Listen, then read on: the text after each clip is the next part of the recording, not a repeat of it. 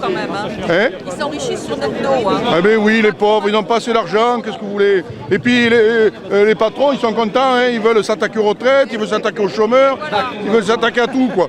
Et fait, ils veulent lapider tout le pognon qui appartient aux Français. Comment il s'appelle? Bon, je voudrais attirer votre attention sur un nouveau scandale écologique provoqué par le gouvernement Philippe par rapport à la lutte, à la construction de l'axe 7, l'axe Bordeaux-Valence, un axe autoroutier capitaliste et écocidaire contre lequel nous luttons depuis 25 ans maintenant. C'était l'affaire du tunnel du Somport. Et là, si on n'a pas empêché le tunnel, on a pu empêcher quand même la réalisation totale de l'axe. Et les travaux étaient arrêtés depuis 15 ans maintenant. Et on pouvait espérer une très belle victoire écologique et populaire avec la réouverture du pont Canfranc. Puisque nous, les écolos et les communistes aussi, et tous les vraies alternatives de gauche, on demande la réouverture du Canfranc depuis 40 ans par rapport à l'axe autoroutier, camions et voitures individuelles qui est purement capitaliste et purement égoïste. Donc on avait un petit espoir de gagner, et on l'a toujours bien sûr.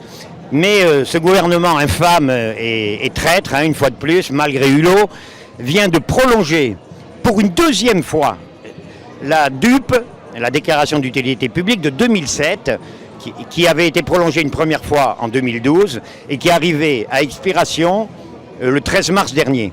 Donc on espérait, nous, une victoire et un abandon de cette DUP, ce qui aurait obligé l'État et les promoteurs du projet à faire une nouvelle enquête d'utilité publique. Et là, ils auraient perdu, parce que lorsque la dernière enquête d'utilité publique a été faite à la fin du XXe siècle, au début du XXIe, il n'y avait pas d'alternative ferroviaire, puisque les enquêteurs ont considéré que la Pau Canfranc était définitivement fermée et qu'elle ne serait jamais réouverte. Or maintenant, on sait que c'est tout le contraire, heureusement. Les idées vertes avancent un petit peu quand même, et les idées de gauche aussi, j'espère. Et donc l'Europe, et la France aussi, et l'Espagne, veulent réouvrir le Canfranc. C'est acté, il manque un peu d'argent bien sûr, mais ça va se faire. Et donc c'est pour ça que si on faisait une nouvelle enquête d'utilité publique sur la justesse de continuer l'axe 7 ou pas, on gagnerait bien sûr. Parce que maintenant il y a l'alternative ferroviaire. Elle est plus écologique, plus solidaire et beaucoup moins chère.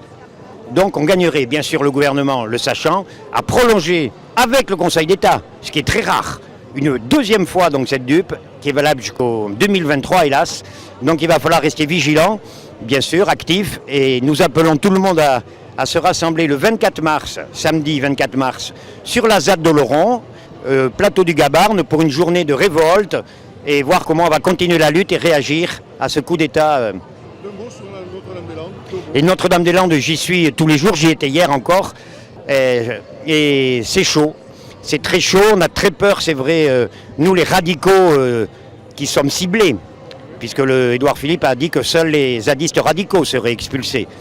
Donc j'en fais partie bien sûr, et je suis dans les cabanes des anarchistes et des écologistes radicaux, et on craint cette expulsion, donc on veut l'éviter bien sûr. Là aussi, on ne peut lancer qu'un appel à faire un nouveau mai 68 sur la ZAD de Notre-Dame, c'est le cinquantenaire. On va faire un beau mai 18 et on va empêcher ces expulsions, on va faire des barricades en vrai ou des barricades symboliques aussi, des idées, des chansons, de l'art pour montrer qu'on est dans la vérité et que ce gouvernement, comme tous les autres, nous conduit à la catastrophe écologique, au suicide de l'humanité, à l'éco-suicide mondial. Donc il faut, si on n'est pas capable de sauver maintenant ces 200 ou 300 hectares d'agriculture biologique et écologique qui sont là-bas à Notre-Dame et qui permettent à des centaines ou à des dizaines au moins de jeunes et plusieurs des centaines de vivre en décroissance, en harmonie avec la nature, en simplicité et en autosubsistance sans demander d'argent à l'État. Il y en a qui l'ont fait, il y en a qui vivent depuis 5 ans sans RSA et sans aide, notamment quand ils sont mineurs ou étrangers. Et ils vivent là-bas, ils se contentent de ce qu'ils ont pour vivre et ils montrent qu'on peut vivre avec 3 fois rien, mais pas sans nature et sans liberté, bien sûr. Et c'est ce que le pouvoir veut supprimer. Merci. Non pas Saran. Merci Eric Pétetet, merci à toi.